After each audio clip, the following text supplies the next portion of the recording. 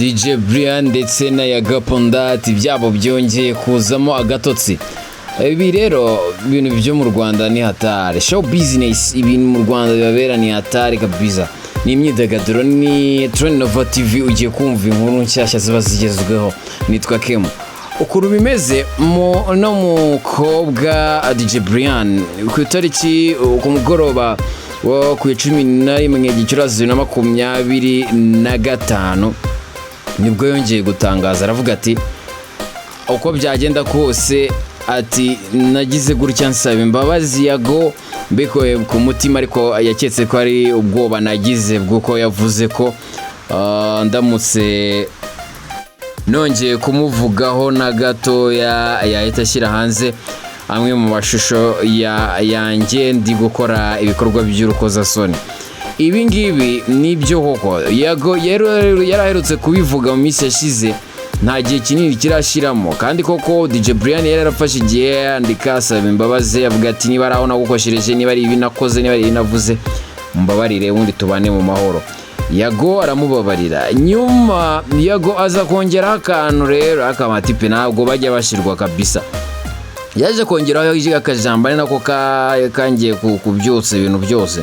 Aravuga ati Brianne rwose tubimenye gutemeye kuzongera kumvugaho ati umunsi wacitswe ukamvugaho nzahita nshyira hanze amashusho y'urukozasoni yawe mfite amashusho yawe agera kuri ane yose uri mu bikorwa by'urukozasoni hamwe n'abagore b'abandi bigaragara ko uri n'umwe mu bantu bashobora kuba basenya ingo z'abandi mwibanga rikomeye. Ibi rero yabivuze rwose mu gihe gitoya. Brianne akibibona ntigeze yihangana yise avuga ati ndagukabije nanjye bikore ibyo bintu wavuze uzakora ayo mashusho uvuga uzashyira hanze yashyire hanze janjye ufite ndi gukora ibikorwa by'urukozasoni maze nanjye ntabwo banyifite kabisa utagira ngo kuba naragusabye imbabazi n'ubwoba bw'ibyo bintu naba mfite.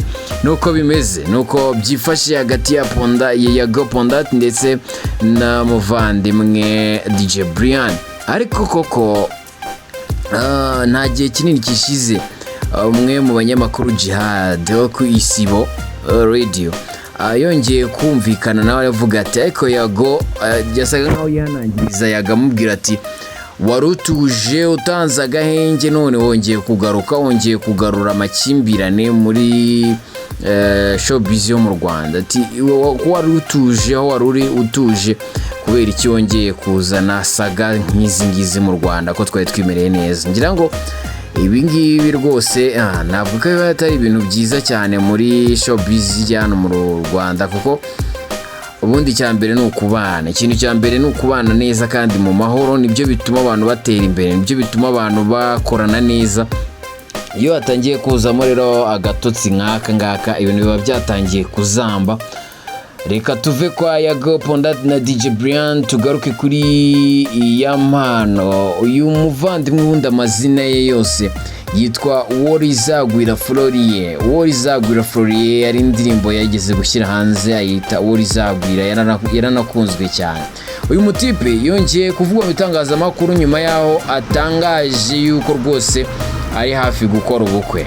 Uyu mutipe yagiye agaragara mu mavideo agiye atandukanye ari kuganira n'umwe mu banyamakuru uzwi nka Murindahabi Irene akaba yaravugaga yuko rwose afite umukunzi ndetse si no kuba mufite gusa ubwo baranabana hishura y'amabanga benshi ntibari bazi ko uyu mujyama rwose ari umusore uri aho ngaho ariko yatangaje ko afite umukunzi babana ndetse bitegura no kuzarushinga bikajya ahagaragara kamushyira mu rugo bagakora ubukwe. Byavuzweho rwose rero muri iyi minsi ishize aho byavuzwe ko no musore ari kwitegura rwose kuba yakora ubukwe n'umukunzi we basanzwe babana. Ubwo turategereje yuko rwose Yampano adutamo agakubita umwana hasi nk'uko urubyiruko rw'iki gihe rubyita.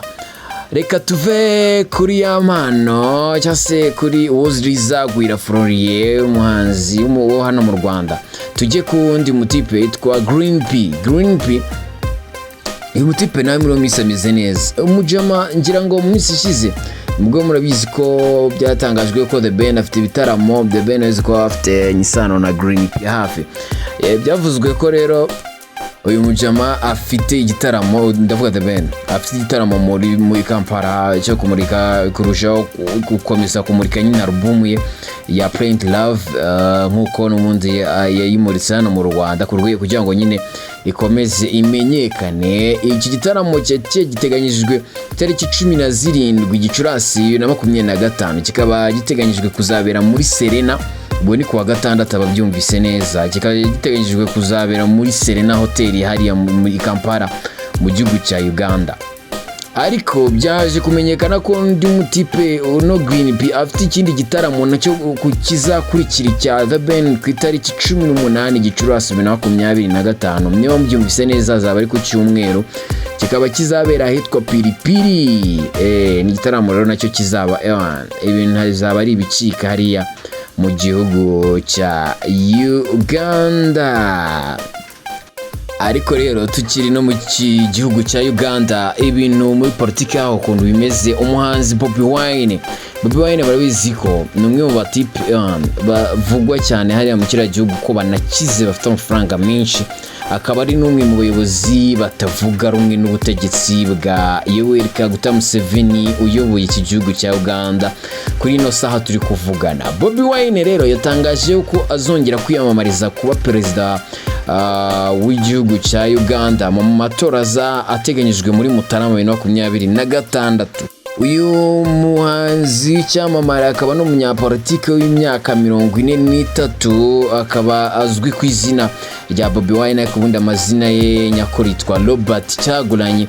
Akaba yatangaje ku mugaragaro yuko rwose aziyamamariza mu matora ya perezida w'igihugu cya Uganda ateganyijwe muri Mutarama 2026. Ni mu gihe aherutse kwiyamamaza amatora aheruka kuba aho yatsinzwe na perezida Yoweri Kaguta Museveni, aho Museveni yamutsinze ku majwi 58%, mu gihe Bobi Wine yari afite 35%. Ibi byabaye mu mwaka wa 2021. Kuri ino nshuro akaba yongeye gutangaza yuko rwose aziyamamariza kuyobora igihugu cya Uganda. Ese Bobi Wine bizamuhira kuyobora kino gihugu? Reka tubitega amaso. Nubwo bimeze gutya muri Uganda, muri Tanzania ho ibintu si sawa. Ibi cyitwa Basata, aba ni ikigo gishinzwe kurengera cyangwa se guharanira cyangwa reka nze kubyita kubungabunga ubusugire, umuco n'ubuhanzi mu gihugu cya Tanzania. Batangaje ko bagiye gushyiraho icyitwa standard contact, akaba ari amasezerano ahambaye ku rwego rwo hejuru azajya afasha abahanzi, afasha abantu babarizwa mu muziki hariya mu gihugu cya Tanzania. Ni nyuma y'amakimbirane akomeje kugenda hagati y'amarebo agiye akomeye hariya, ngira ngo muri WhatsApp murabizi ibya Diamond na Harmonize. Noneho ubu ngubu sagi hari ikomeye ni witwa Ibra ndetse na Harmonize.